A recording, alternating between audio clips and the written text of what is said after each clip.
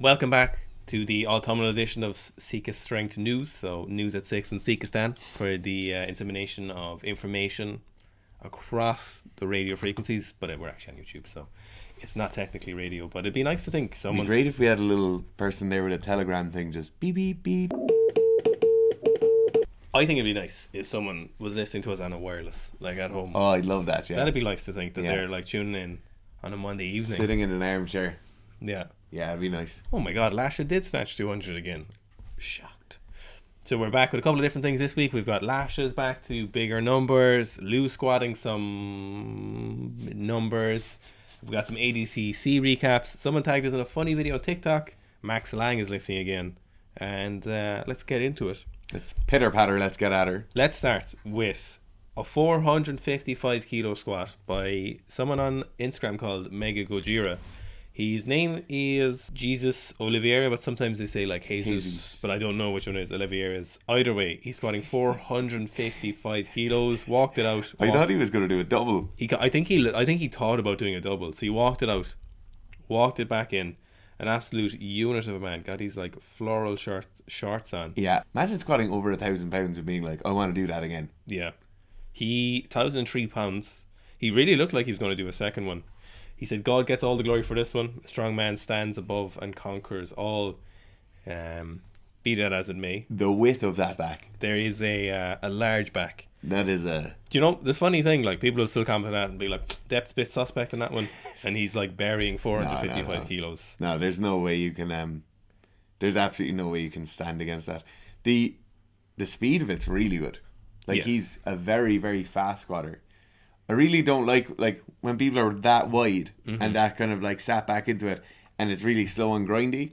I don't like that, but that is unbelievably good. I suppose there's no real wrong way to squat over 1,000 pounds. No. If you're squatting 1,000 pounds. No. He's not even massively low bar. It is certainly a low bar position, but it's not. He's not struggling to keep the barbell in position. In vivos as well, by the looks of things. There's a lot of barefoot shoes around them. You see those white barefoot shoes in the bottom? I saw someone walking around town wearing one of those last week. Really? Yeah. It's not a great look. No. Because they're very obviously the deadlift ones. I don't know who makes them, those deadlift slippers, but I recognize them. It's a strange everyday shoe, like. Yes. You're really feeling the floor. But some places or some federations don't let you deadlift without something on your foot, you know? Okay, yeah. So you've got to have some kind of footwear or whatever. So I know weightlifting you'd have to wear some kind of footwear. You can't go barefoot. So I assume you have to wear something. I feel like the Vivos would be enough though. In terms of definitely. Good enough grip on them. Either way, what a phenomenal squat. No, it's absolutely... I'd never heard of him.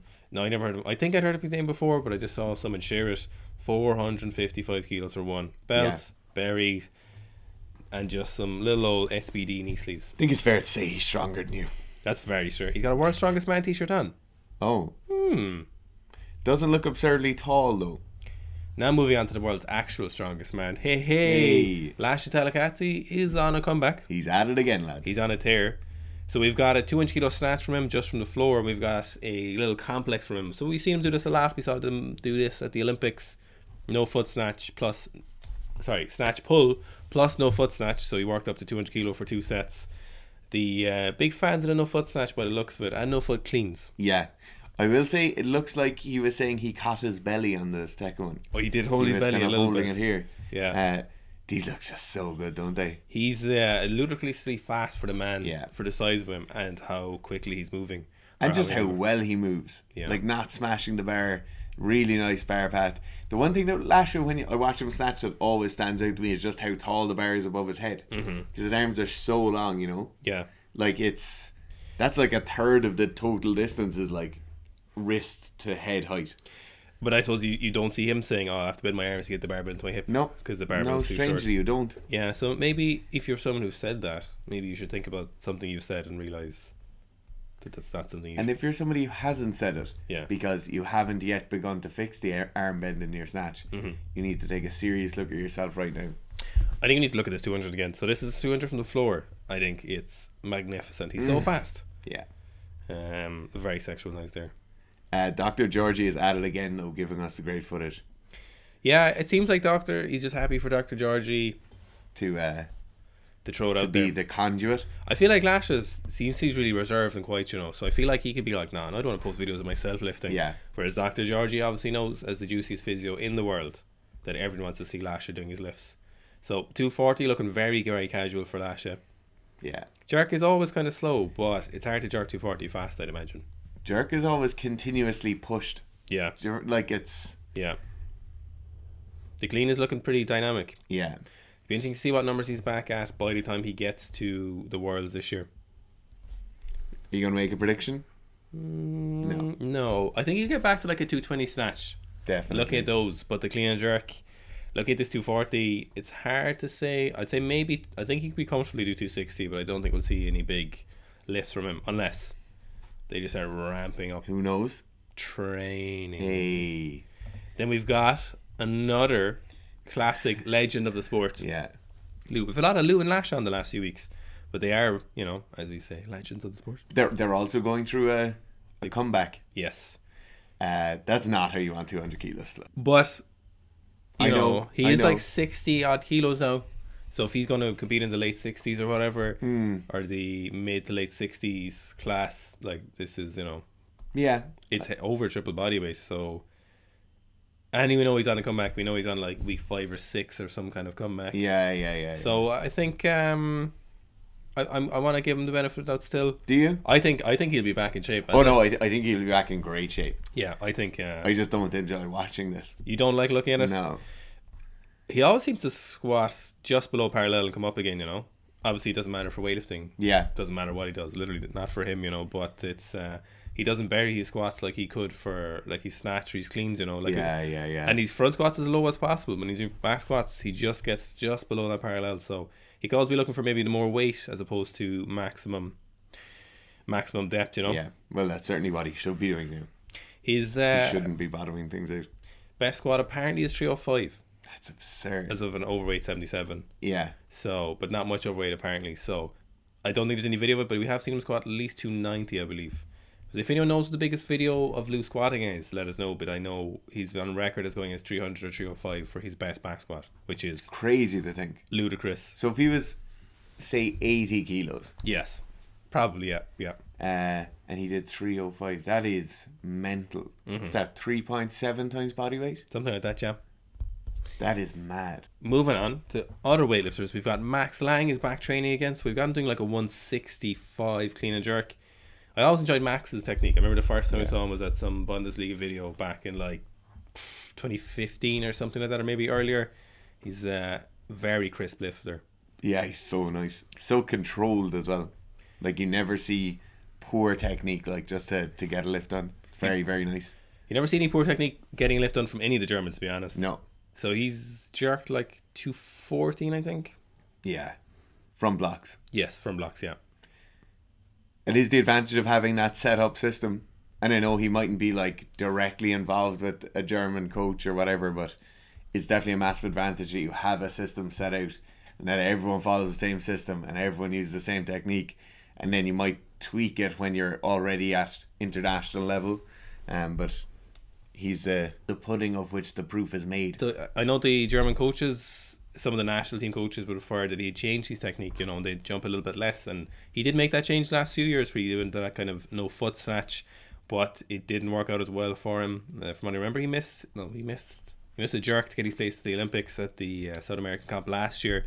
But you know, it's interesting to see what his snatch will look like at the moment, because we haven't seen much of his snatch or any of his training recently. So he's obviously on the build up for Worlds as well, like everyone else is. The first kind of meaningful Worlds in, well, I suppose last year did count as well. But it'd be interesting to see what numbers he's able to do and if he can actually make an Olympics. Because I remember he was trying to make Rio as well. I remember he'd have posted on Instagram and stuff, and he didn't make Tokyo either. So it was heart aching him not making that last jerk. Yeah. I'd love to see him do well at Worlds this year. I really would love to see that. His compatriots are quite competitive though. Yeah. Moving on to a video someone tagged us on in TikTok is, I've no idea who this lifter is. Maybe it's a lifter at some kind of American competition, but he's essentially doing a magic trick. It looks like, you know, when a wizard or a magician goes like this. No, it's insane. That just can't be. That level of external rotation on the shoulders is mental. it's just not good for anyone to be that disengaged in their upper body when they're going for their jerk.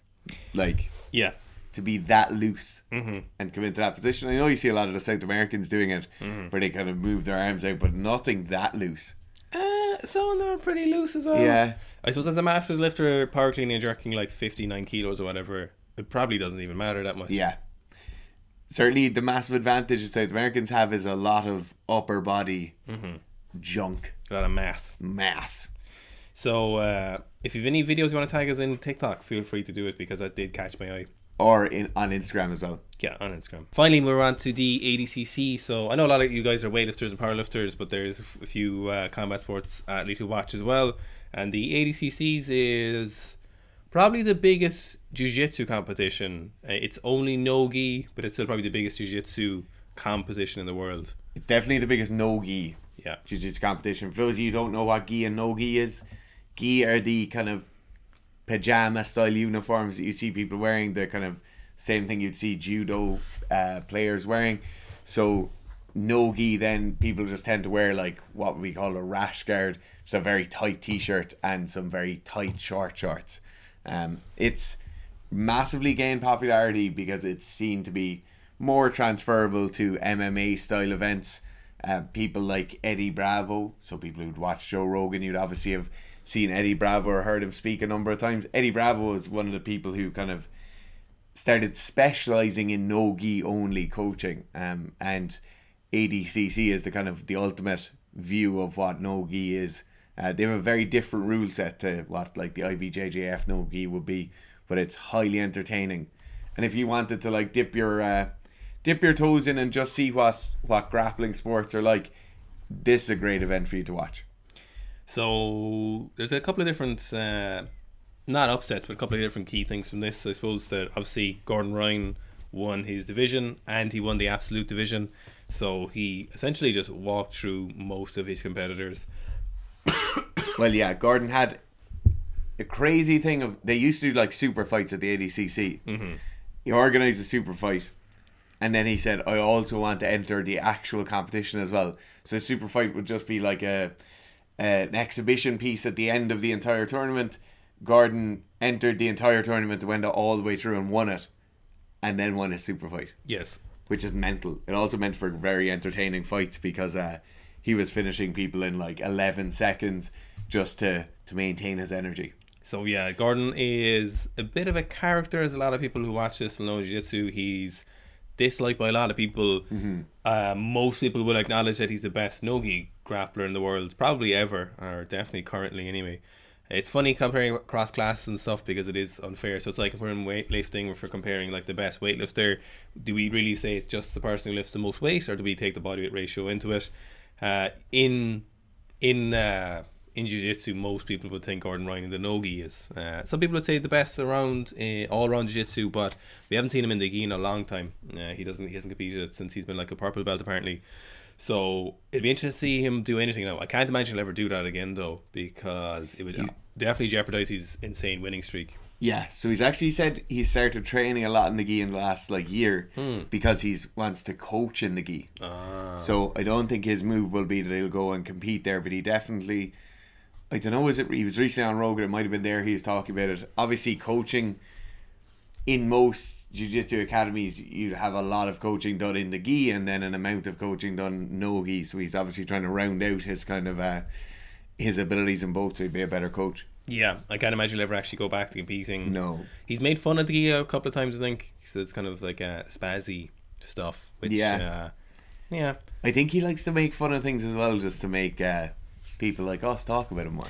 Yeah, he does. So he's kind of as a Conor McGregor style caricature in jiu-jitsu, not to the same extent, but very similar tactics in terms of social media.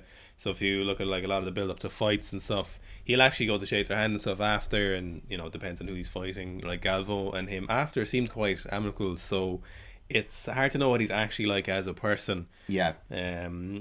Flow Grappling love him anyway. Did you watch the interview after the fight? No. So Galvo after the fight was they obviously interviewed Gordon Ryan first. Gordon Ryan saying he had a lot of respect for him. He was one of the best no-gi grapplers in the world or in history, you know, and he was saying all this, and he was saying it was great to get to fight against him. Then they went and interviewed the loser, and he said, yeah, I think I was just in a really bad place. And it's an interesting thing when Galvao said that. Yeah, oh, he said, no. I feel like a lot of this was coming from my end. A lot of the drama was coming from my end, and that he was glad they got it sorted out. Oh, that's cute. Yeah, yeah. I think I'd be interested to know what Gordon is actually like. Yeah. He's certainly a superstar in jiu-jitsu. An upset for me was I thought Craig Jones was going to win the 99 kilo final because he was on a tear, but win the 99 division. He got shut down. Jesus, he did get really shut down at the end because he was running through people all the way up through, and then he just got hammered. A very thick Craig Jones. Yeah, very dense. So in ADCC they don't do any drug testing at all. Like there's zero drug testing. There's very little drug testing in jiu-jitsu.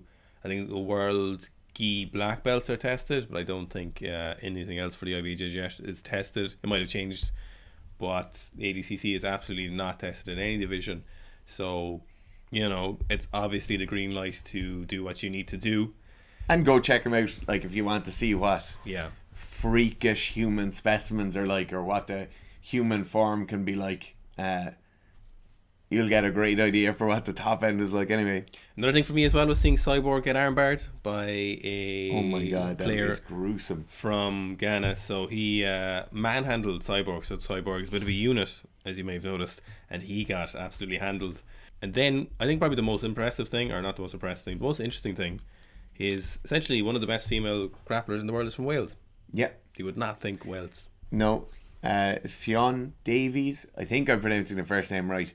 It's like how we would say Fiona in Ireland without the A afterwards. Yeah. Phenomenal display. Yeah. Of jiu-jitsu. Particularly the final was unbelievable. Like, just a really, really good match. So if you are looking to have a look at jiu-jitsu, go and check out her final. You'll get a very good idea for how skillful it is, and how much strength and power is involved as well. So thanks very much for watching. If you come across news stories during the week, make sure you tag us in them or send them to us. We always love getting your DMs or your tags. So as always, thanks for watching. We'll see you soon. She's crying. Of course she is. She just won the biggest tournament ever.